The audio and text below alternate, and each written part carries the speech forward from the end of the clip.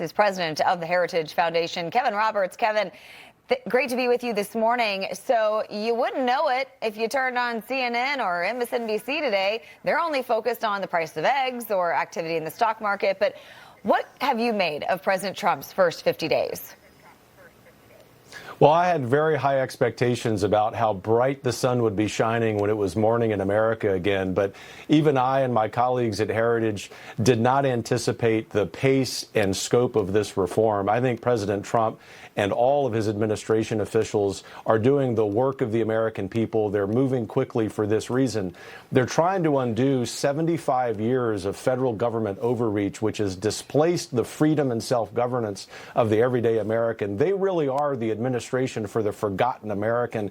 God bless them for their courage. If you think about all the protests and ridiculous sort of rhetorical assaults on them, economic assaults on them, they need to stay the course, keep doing what they're doing, because I can tell you, as someone who aims to spend more time outside the imperial city of Washington than inside it, the American people love what they see. And we're seeing quite the difference in the first 50 days between Joe Biden's America and Donald Trump's America. So I know the Heritage Foundation released a report last week that exposed the Biden administration for allegedly using an autopen signature to sign executive orders, meaning your foundation actually found proof that every order Joe Biden signed all had the same signature, except for the announcement that he would not be running for re-election. Can you tell me more about that?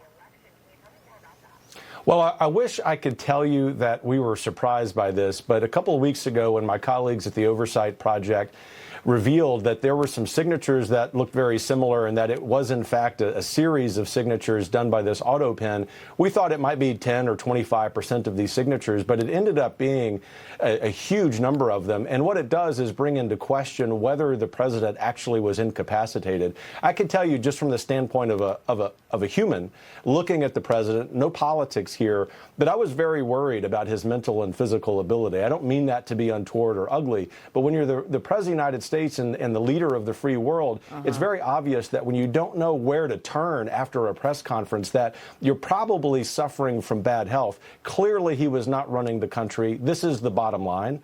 As a result of that, which was obvious to all of us, as a result of these auto pen signatures, which we've unearthed, it's pretty clear that some of these might not actually be legally binding. And it's ridiculous, it's tragic, it's unjust, but I have to say I take a little bit of joy in that those last-minute pardons that he gave, and people like Liz Cheney and Adam Kinzinger and General Milley, wouldn't it be great if those pardons actually aren't legally binding? I think that'd be very appropriate. And we know that Speaker Johnson raised his concerns about all this back in January. Take a listen to this. Sir, why did you pause LNG exports to Europe? Like, I don't understand, liquefied natural gas is in great demand by our allies. Why would you do that? He looks at me stunned with this, and he said, I didn't do that. And I said, Mr. President, yes, you did. It was an executive order. And he goes, oh, you talk about natural gas. Yes, sir. He said, no, you misunderstand. He said, what I did is I signed this thing we're gonna conduct a study on the effects of LNG. It occurred to me, Barry, he was not lying to me. He genuinely did not know what he had signed. And I walked out of that meeting with fear and loathing because I thought, we're in serious trouble. Who is running the country? That is so concerning. How many of the decisions that he signed off on do you expect that President Biden was actually aware and knowing what he was doing? No, I don't. In fact, I remember talking to Speaker Johnson days after that meeting. He was, of course, kept the confidence of that meeting as he should.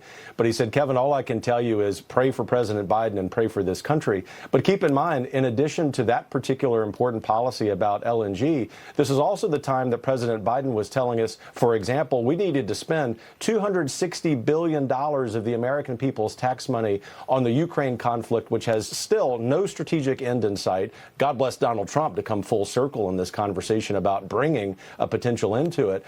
But those are decisions that literally cost people's lives. We're not being melodramatic when we say that about this. This is not some technological problem with an auto pen signature. This is about the 25th Amendment probably needing to have been invoked. Unfortunately, that would have led to Vice President Harris, the most incompetent vice president in our history, becoming president. But this is what we mean as conservatives when we talk about the rule of law. It's very important that the transparency that Donald Trump and Elon Musk are bringing back into the executive branch actually continues apace. Kevin Roberts, great.